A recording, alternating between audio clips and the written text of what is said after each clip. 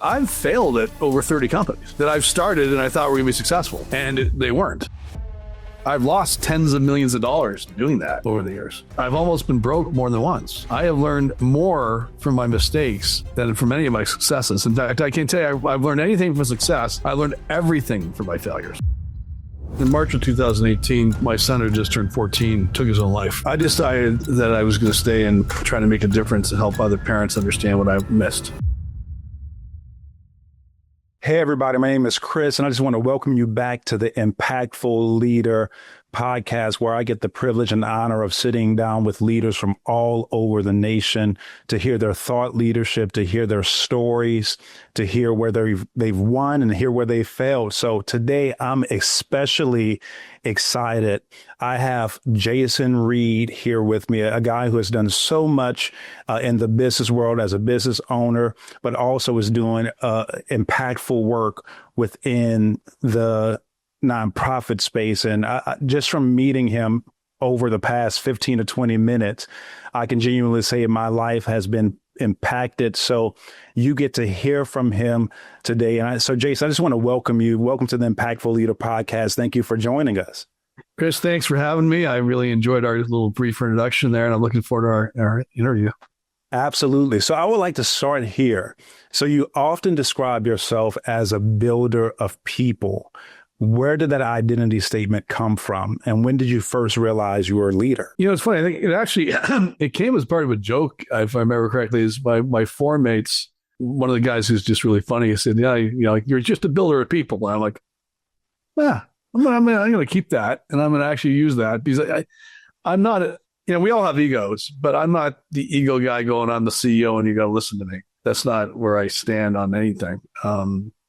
If I can't convince you I'm right, then I'm probably wrong.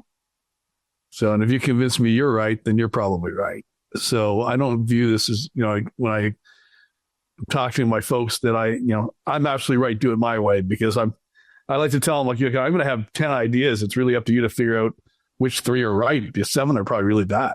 So I really view my life as trying to make all the people that I come across on a daily basis better. So all the people I work with, trying to raise them up, help them out with their challenges, help them stretch, help them grow in every aspect of their life, not just business, but their personal life. I have a very open relationship with everybody. Like, they call me up, we talk about their family lives, we talk about their dreams, their aspirations, and their work. Yeah. So, and it's interesting. I've met with so many different business owners, but also executive coaches, and some of the most focused, intentional people that I meet with, they usually have a small statement like that to express that identity. So when you think about that, you're a builder of life, how does that shape the way you lead today? We have National Service Group has 4 different brands. And across the nation, 3,500 employees this year, something crazy like that. Started in the second bedroom of my house. My partners and I have grown this thing. We've been together since pre-1993 when we actually officially became partners. And just we would never be able to do this if we didn't have the amazing people that we have that have been with us for so long. You can't build a company that size if you keep switching off your people and your executive team. You have to grow with people, right? You have to grow with people. You have to accept people that make mistakes and have challenges, and just hopefully they don't make the same mistakes over and over again. Yeah, you have to grow your people. As you don't grow your people, you'll never grow your business. Yeah, so this is a good point to kind of hone in on. So across all of your business and the work that you do, even in the consulting space, what principles guide how you develop leader? I wish I had this, book ready answer for you, Chris. It's like, I spend my time getting to know the people, right? And by the way, I'm not the guy who says you can stay here at any cost. A lot of time when I go into, because I do coach CEOs, I've coached CEOs for probably 15 years. A lot of time when I meet a new CEO, I'll be like, I'll find out about their management team or their exec team. I'm like, ooh, half those people have to go. And they have to go because they're not aligned culturally. They're not aligned with the right purpose. They don't care about the business. They don't care why they're there. They're not working hard. But if you give me someone who is aligned, culturally aligned, wants to work hard, and is competent, then I'm going to do everything I can to make them succeed. I'm going to help them in any way I possibly can. Yeah. But if you don't care, and if you're lazy, and if you don't culturally fit in, then you get to go. Wow. That's so good. So obviously you've got to a place where there's so much clarity about your identity as a person who builds others. What mistakes did you make early on that shaped how you lead today? Because I'm sure this didn't just start when you were, a kid. You had to bump your own head a few times to learn some lessons, right? What mistake did I make? What mistakes did you make early on that shaped how you lead now? What mistakes did I not make? All of them, right? I mean, Chris, I have a fairly successful life. I'm not, Jeff Bezos or Elon Musk, but I've done well with my life. My partners, I've done well. And I hopefully continue to do well. But I've failed at over 30 companies that I've started and I thought were going to be successful. And they weren't. I've lost tens of millions of dollars doing that over the years. I've almost been broke more than once. I have learned more from my mistakes than from any of my successes. In fact, I can't tell you I've learned anything from success. I learned everything from my failures. Wow. Everything from my mistakes. There's nothing I can point at and say, this company reached that level and therefore I learned this. No, I learned from all the problems along the way that got it there. Yes. So let's talk about the how, because there's somebody listening to this podcast right now. They're facing a failure. Their identity has been hit. They feel discouraged. They're trying to figure out how to move forward. So how do you squeeze out the value that's in a failure moment? You have to really analyze the failure. Why did that business fail?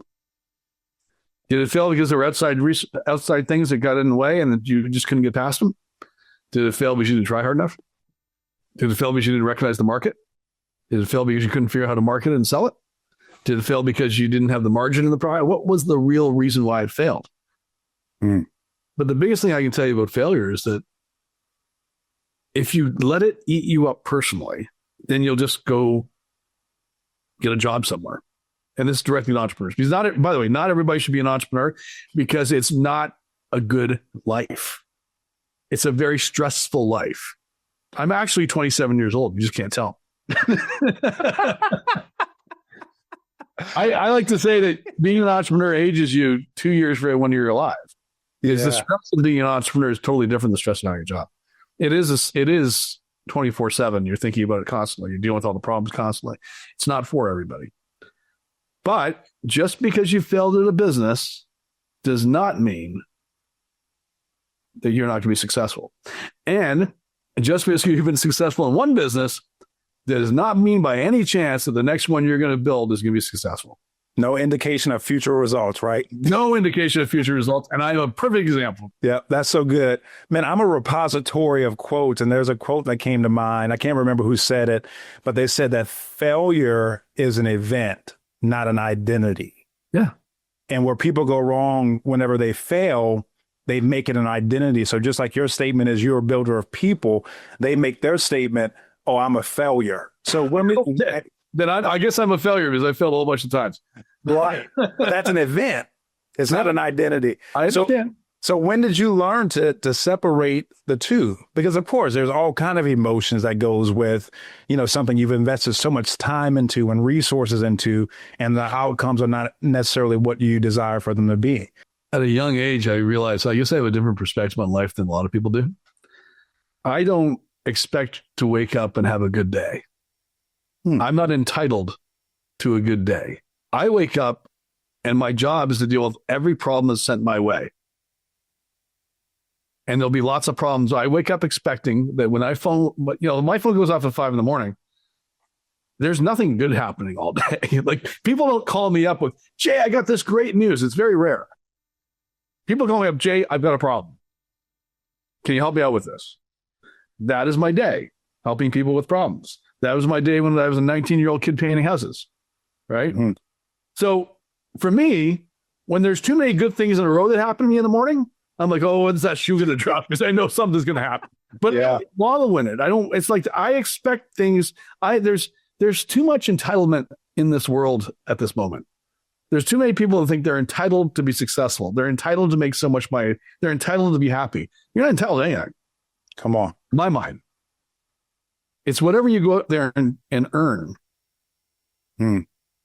You earn happiness by how you show up. You earn money by showing up and doing your job properly. You earn friendship by being a friend. You earn love by loving someone. There's no entitlement. That's so good. So, Jason, for all our listeners, it's the beginning of the year. And of course, one of the things that many people do at the beginning of the year, they set fitness goals. And I've set a goal myself. Since I've been married, let's just say I put on 1 or 2 pounds. And what I've noticed, I think the analogy of exercise and working out is a great analogy for life. Without experiencing some level of discomfort and pain, there can't be progress. So whenever we face these disappointing situations or failures, we can view them as, like I said before, an identity, but also it can be viewed as an opportunity for growth. It seems like every painful moment in my life, Jason, has been an opportunity for me to grow and get better. And then it opens up doors to impact other people. Do you find that to be true in your life? Absolutely. That is my life. Every learning moment makes me a little bit better and gives me another tool in my tool chest to be able to help somebody else. That's awesome. And this whole going to the gym thing beginning of the year, look, I'm a goal driven guy. Like I write up all my goals. I got them all, like view them all monthly, quarterly, boom, boom, boom, boom. I have long lists of goals. I have a few that I have to absolutely make sure I hit. I have a whole bunch of wannabes, right? So the few each year that I have to hit, I'm going to hit. And the wannabes, if I get 70% of those things done in a year, I'm really excited. But without written goals, I would not be where I am today. And if you do not have written goals and you're not writing them down, you're not paying attention to them, you're just going to wake up in 10 years and go, where the hell those 10 years go? And people just focus on the wrong stuff too, right? People are, especially when it comes to weight loss and working out. And I'm an Ironman guy. I did 2 fulls and 7 halves 10 years ago and hated every one of them, right? I'm last on every one of those races. I was terrible at it. But when it comes to being healthy, it's 80% what you eat and 20% what you do. Right. And you got to have discipline. I mean, the challenge, the second challenge besides entitlement is lack of discipline. When you have an entitled person who's not disciplined, that's just a recipe for disaster. And life requires discipline, right? Not staying up till 1 a.m, just goofing off and then being tired all the next day. Making sure you don't eat the whole jug of ice cream or whatever, pint of ice cream. Eating healthy, getting sleep, working out, doing your job, taking care of your family, all discipline. Yeah. So this next question has to do with this subject. So how do you balance results, growth, and caring for people and caring for yourself? So how do you balance the desire to have greater return on investment and growing the business, but then the need to care for people, but also care for yourself? How does that all work together? Well, I think they work together hand in hand, to be honest. I don't view it as a if this or that thing, right? I don't look at like I need ROI and I don't need people. I look at it as I need people to be healthy and strong and working in the same direction so that we have the ROI, right? But you put the people first and the right people. And sometimes you have the wrong people and you have to change them out. But when you have the right people, you support the right people. You grow the right people. And you celebrate the successes with the right people. And we do a lot of that, man. We spend... And someday, if we ever sell and private equity ever buys this place, the first thing you're going to do is strip out our entertainment budget so they can save a bunch of money on their multiples. But we my partner Jeff took 500 people down to Mexico beginning of the year. We had another 100 people in Orange County. We take people on trips and entertain them and do this constant, because we want them to have fun working here, and we want to reward the successes. That makes any sense? No, it makes a lot of sense. It's to me, that sounds like a value of celebration. Yeah. And when people feel celebrated, they work better. When they feel appreciated. And someone once said, the values that you celebrate will be the values that are repeated in the culture. So that's awesome that you do that. So I want to kind of shift gears now from talking about the business side of things to talking about your nonprofit, Tell My Story. So can you give us a little bit of the history behind that, how that came about? Yeah. So in March of 2018, my son who just turned 14 took his own life. And we didn't see it coming. Didn't know what was happening. Didn't know we had any issues. We never really spent time talking about mental health because I didn't think we had to. And he had hidden everything from us, and we just didn't know. So when that happened, you can, a couple of things can happen. You can crawl into a bottle, you can run away, you can get angry, you can get sad. And I decided that I was going to stay and try to make a difference and help other parents understand what I missed. So I did a TEDx talk right out of the gate. I did a second TEDx talk. I did a Goalcast. I did a movie called Tell My Story, which is up on Amazon Prime. You can find all this stuff at tellmystory.org. And I've seen it, and it's absolutely amazing and eye-opening and inspiring all at the same time. So thank you for that impact that you released through that medium. And we did another movie called What I Wish My Parents Knew. And we did another movie just finished called Shift. And we put those into schools and houses of worship and businesses all around the country. And there's no cost to it. It's what I do. It's my way of giving back. And I speak all around the country on this stuff. And just trying to make a difference. Yeah, this is so good. And I want to just kind of camp out on this topic of mental health, because you and I discussed before the interview how it's something so easily overlooked.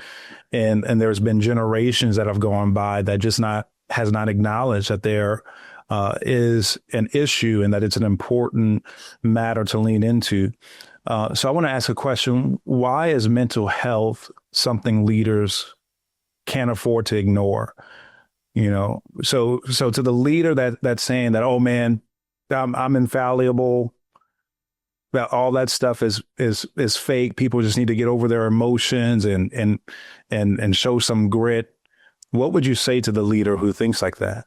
I would say I was probably you at one point, pre-2018. I've always considered myself a builder of people, but I also didn't really understand how serious mental health issues were. And I didn't understand that you could really be stuck and not see the world the way other people see it. And the way I describe it, Chris, and I'll describe this to anybody who's listening right now going, I just don't believe this stuff. If you were depressed, if I'm in Southern California, right? So if I looked outside and I looked at the sky, most days there's not a cloud in the sky. It's beautiful out. If I was sitting there with somebody depressed, they would only see clouds. And there's nothing I can do or say to convince them those clouds don't exist, because that's what they see. Yes. And if I try to tell them those clouds don't exist and you're wrong, then they're just going to insulate themselves. They're going to pull away, and we're not going to get anywhere. And that's dangerous. But all I can do is ask them to talk about their clouds. Tell me what they look like. How often are they here? Are there good clouds and bad clouds? Tell me about them. And then get them to talk about them. And it won't make any sense to you because there's no clouds in the sky, but there's clouds in their mind. And that's what they're seeing. Yes. And you're not going to fix them by telling them they're wrong. So as a leader, here's what I want you to think about. In most companies today, we lose more time to mental health issues than we do to RSV and COVID and any other flu or cold or any other kind of thing. There's more time lost, financial losses, real losses, to people not being able to focus due to their mental health, or not coming to work due to their mental health, or working half at the capacity they could because of their mental health.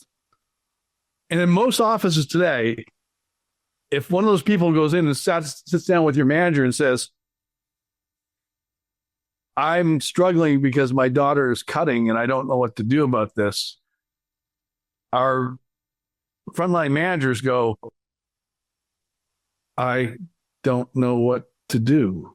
And those people leave and they don't feel supported. Wow. And so there's a real ROI in your business, if that's what you care about most, to taking care and educating your folks on mental health because it's real. So I have a company called Uplift at Work, and we have a mental health training program that we put into companies to help solve this exact challenge. Wow. And my share of any profits coming out of that business, I'll go back into tell my story and putting that back into schools. But this is all that's all tied to my nonprofit. This is so good. So for those of you who are listening, I want you to really catch what Jason is saying. And I'm just want to say what I'm interpreting. And if I interpret it wrong, Jason, please feel free to jump in and correct me. But with his companies, he's learned, even through his painful experience with his son. And thank you for sharing that with me and my audience. I can imagine, what you felt as a parent going through that. But what it appears, Jason, is that sometimes companies can get to a place to where they want to compartmentalize the person, meaning that our responsibility is to only respond to the work person and to address the things related directly to the job that's been assigned to them. But what it sounds like to me, you're saying, Jason, is that as a leader, you lead people and you care for people. And a part of that care is caring for the whole person. So if you really want to see the best output from a person, you have to be willing to step or give opportunity for the person to deal with these sensitive places that may not be directly workplace related. Would you say that's an accurate assessment? I would say it is. And I would say that there's a huge, massive difference between leadership and management. I don't manage anybody. I lead. The leadership is much deeper and more meaningful and gets us a lot further than management. So question about that. What are some early signs families and leadership pay attention to when it comes to this area of mental health? So I think it comes down to, people pulling back, not doing their best. You can tell when you look at them, you talk to them, they're not on their game. They're not present. That's when you got to lean in and ask them how they're doing. With your kids, they're pulling back. They're in their room more. They're not talking to you. Their grades are slipping. Their hygiene slipping. All that kind of stuff. Those are all signs, right? But we should also talk about you as a CEO and you as a leader. It's hard being a CEO. It's hard being an entrepreneur. It's hard being a leader in any organization, especially these days, right? Right. I mean, if you're out there and you're like me and you've got a lot of Hispanic employees, man, it's a tough time to help support those people when they're being stopped and asked for their papers when they're legal and they're scared. I mean, it's a tough time to lead and support people right now. Wow. And it's weighing on people. There's a lot of CEOs that have struggle on their own and they don't have anybody to talk to. And I would suggest really that you take the time to find somebody who you can talk to, whether it be a therapist, whether it be a coach, someone who you can share how you're really feeling. Because a lot of people at that level, we don't know who to go to because we're afraid to be too open with all the people we work with. Yeah. I'm the opposite. I'm an open book and I don't care. I'm fine. But lots of people are afraid to have conversations with people they work with because they don't want them to see the truth in who they are. And they keep it bottled up inside. And that's just not healthy. And I'll always have a vulnerable moment with you as well. I know all my listeners, you know how I operate. This is not just an interview of Jason, but this is a conversation between two like-minded individuals. So depression, Jason, was a major part of my life, I would say, over the past decade. And it felt like something that I could not escape. It felt like something that no one around me really understood. And then that coupled with my family of origin and the definition of manhood, it's like there was no room to be depressed. Yeah. So outwardly, I would look successful. I would run a marathon. I was fit. I would show up and be present at my job. But at home, I was sink into the darkest of places. And I'm so grateful. And this is all just to, confirm what Jason is saying. But I'm grateful for my workplace at the time who say, you know what, Chris, we can't even relate to the things that you've gone through recently. I went through a major death with my previous spouse. He said, but what we're going to do, we're going to provide you the opportunity, if you're willing to accept it, to go meet with a counselor who is just incredible, who would help you process through that. And we're going to cover the full cost of it. And Jason, for me as an employee, that was a life-changing moment that changed the trajectory of my life. So not only how I worked, but of my life. I get it. My wife now and my daughter gets the better version of me because of that leader made a decision that I'm not just going to worry about what he can do for me, but I'm going to worry about his soul, his well-being, and gave the opportunity. That's so story, Chris. Yeah. So how has your nonprofit work influenced how you show up as a CEO and as a leader and as an executive coach? Is there any distinct changes that you've seen in yourself prior to 2018 and then after 2018? I lean in a lot more. I pay a lot more attention. I look for things I wasn't looking for before. We have counselors available to everybody. My partners and I have all leaned into mental health for everybody. We pay a lot of attention to it. And I deal with a lot of people who call me because they've got family challenges and want help. So I spent a fair amount of my time in that world. And Jason, one thing, I just met you, but one thing I appreciate about you is that you have a level of vulnerability that I don't see with most leaders. To be honest with you, most leaders don't want to go beyond the talk about leadership within the organization. They don't want to go beyond that. But with you, you carry vulnerability and you're willing to talk about your personal life. So what does it look like to lead with both strength and vulnerability? And why is that important to lead with strength and vulnerability?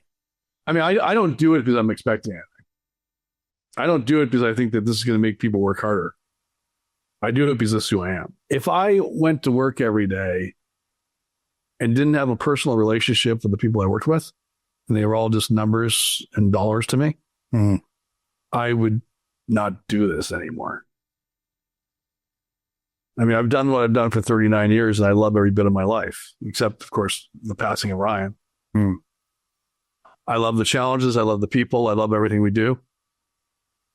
And because I lead this way, because my partners lead this way, because we all lead the same way, we're lucky that way. It just, everything works. Yeah, we have our problems. We have our challenges. Nothing is perfect. But we don't have the people problems that everybody else has. We don't have, and I don't look at this going, I can't wait to sell this company and be done because I want to retire.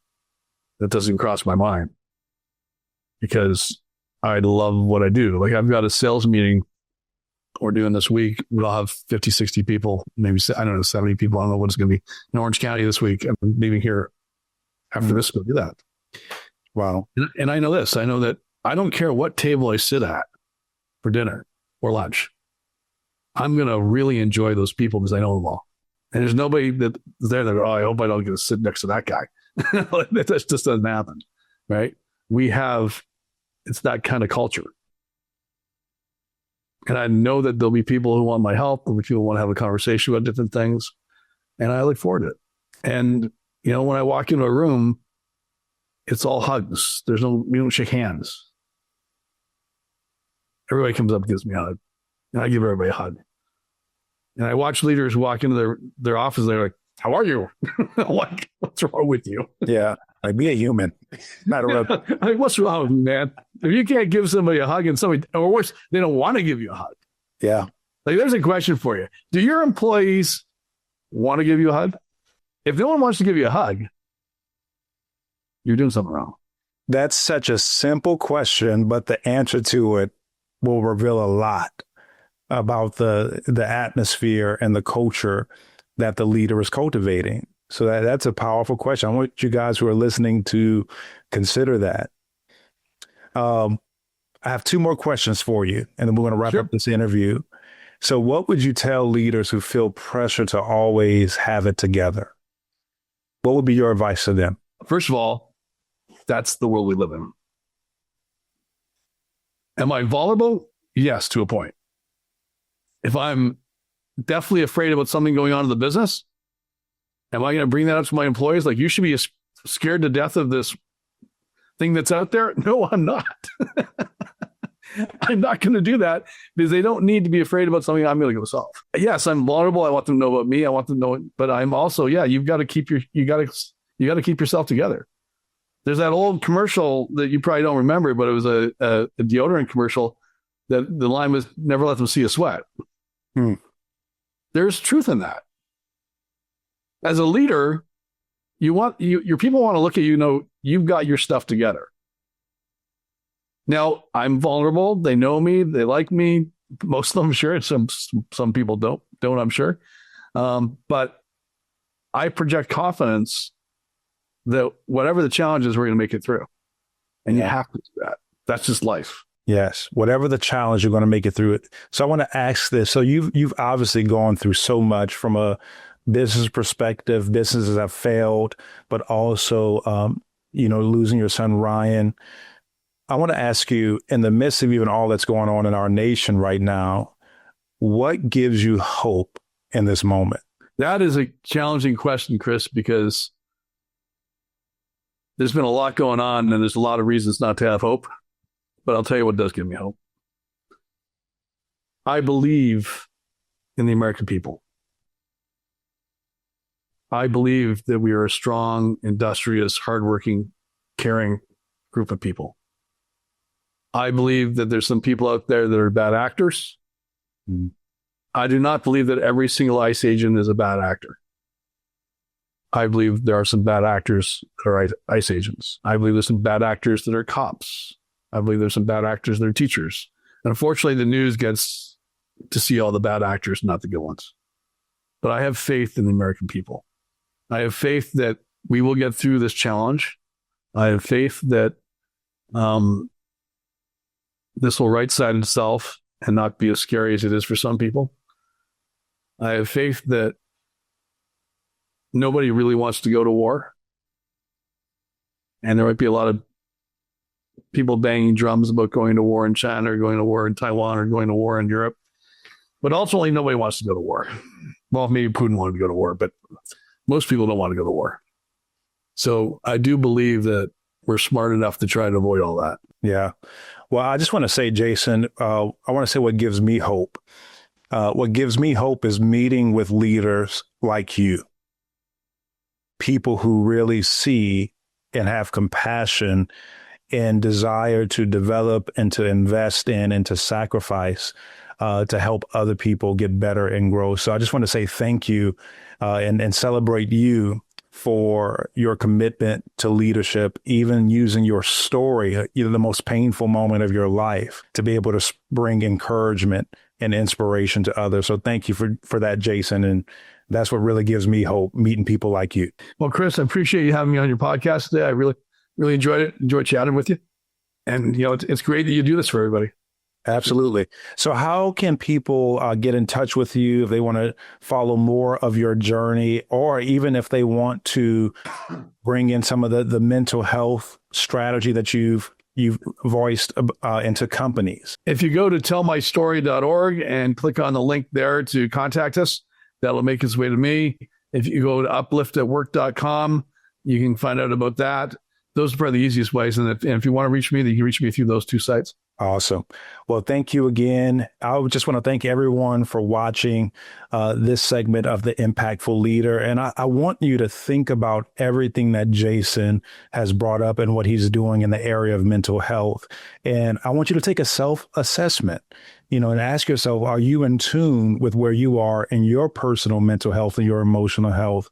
But also ask yourself, are you in tune? Do you know where you are in the pulse of your family and your children? Because this is something that would really help us grow in leadership and caring for people, caring about their mental well-being. So this has been a very rich episode. And if you enjoy this, I want to encourage you to subscribe, like, and share.